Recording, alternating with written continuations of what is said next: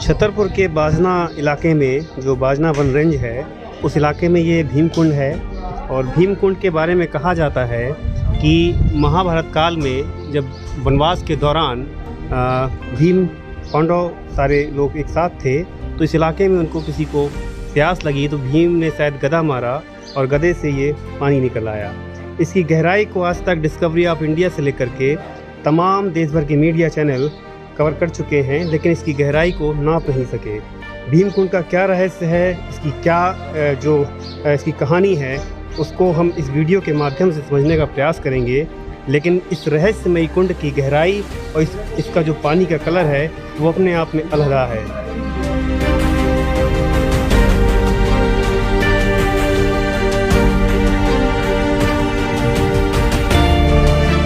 भीमकुंड का ये रास्ता है और ये सीढ़ियों के होते हुए भीमकुंड को जाना होता है। महाभारत काल से इस जंगल के बीच में बना ये भीमकुंड अपने आप में अद्भुत है, अलग है। यहाँ कभी पानी नहीं सूखता है, ये वर्ष भर भरा रहता है। और कहते हैं कि इसकी जो कनेक्टिविटी है वो समुद्र से है। जब समुद्र में कोई हलचल होती है, कोई भी किसी भी तरह का उथल पुथल होती है तो यहाँ पे देखने को मिलती है। ये वो भीमकुंड है। इसका पानी देखिए,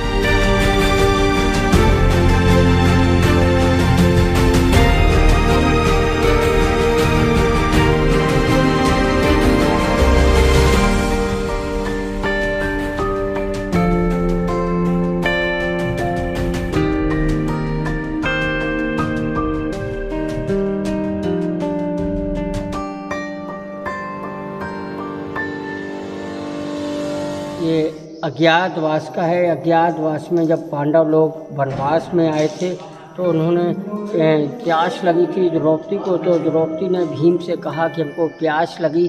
तो फिर भीम ने नकुल से कहा, नकुल जानते थे पानी के संबंध में, तो नकुल थोड़ी दूर तक जंगल में चले, कहा भीम पानी तो है लेकिन हो इतनी गहराई में। तो फिर भीम को क्रोध आ गया, तो क्रोध में उन्होंने ऊपर से गदा का प्रहार किया, तो पाताल फूट गया, पानी निकल आया। अब भीम कहने लगे पानी तो निकल आया लेकिन पिएंगे कैसे, रास्ता नहीं थी। तो ये अर्जुन ने अपना तीर मार के रास्ता बनाई, तो फिर आकर के उन्होंने पानी पिया। कुछ दिन रुके रहे, चले गए, पानी पीना था। फिर बाद में राजा महाराजों ने निर्माण स्टेडियम वगैरह, शंकर जी की स्थापना, धीरे धीरे प्रचार हो गया। मेला भट्टा मकर संक्रांति में हजारों लाखों आदमी स्नान करते, कभी गंदा नहीं होता है। अपन बाटल में भरे सालों रखे रहे, कीड़े नहीं पड़ते, गंगा जल जैसा रखा रहता है। इसके सामने अपना बिस्लरी आरओ सब फैल है। आपको बताएं जैसे 2004 में सुनामी आई थी तो उस समय 10-15 फुट की लहरें आती थी। उस समय बड़ा अचंभा लगा ये क्या हो रहा है। कुछ देर बाद समाचारों में पता लगा सुनामी लहरें आई हैं। जैसे अभी नेपाल में भूकंप आया था तो भी इसमें 3-3, 4-4 फुट की लहरें आती थी। इंडोनेशिया में भूकंप आया था तो भी इसमें 3-3 फुट की लहरें आती थी। और 80 मीटर तक गोताखोर हो आए हैं। 80 मीटर के बाद वो बता रहे थे हमारी क्षमता नहीं अंदर जाने की, तो वापस लौट आए थे। बोले कि हमारा बहने का डर है, तो वापस लौट आए थे। और अभी डिस्कवरी टीम आई थी जर्मनी से, उन्होंने 200 फीट तक कैमरा डाला है। 200 फीट के बाद कई रास्ताएँ, कई गुफाएँ और पानी बहने के बाद उनको 1.5-2 क्विंटल की मछली मिली थी। तो उन्होंने अपना डिस्कवरी में दिखाया है, पेपर में दिया है और बोल रहे थे हम दोबारा आएंगे और हमारी पूरी टीम आएगी तो फिर खोज करेंगे, लेकिन दोबारा अभी नहीं आए। पूरा नेचुरल प्राकृतिक है, ना किसी ने काटा है ना तोड़ा है, पूरा नेचुरल है। कि तो इंटीरियर की वजह से विकास नहीं हो पा रहा, गवर्नमेंट ध्यान नहीं देती ऐसी चीज़ों पर। नहीं तो ये तो बहुत बड़ा पर्यटक स्थल है, इसके सामने जैसे खजुराहो है या कहीं कहीं कई स्थान है, उसके सामने कुछ नहीं है। अच्छा, ये कब की बात है डिस्कवरी जो ये चैनल था? कम से कम 15 साल हो गए 15 साल। जी। तो अभी दोबारा आने के लिए इसके पानी का रंग नीला है, जैसे समुद्र का पानी नीला होता जी। है, तो इसका क्या क्या राज है? पानी का ये गहराई की वजह से नीला है, और ये जब सूर्य किरणें ऊपर आती हैं पानी के ऊपर तो ये कई रंग बदल देता है।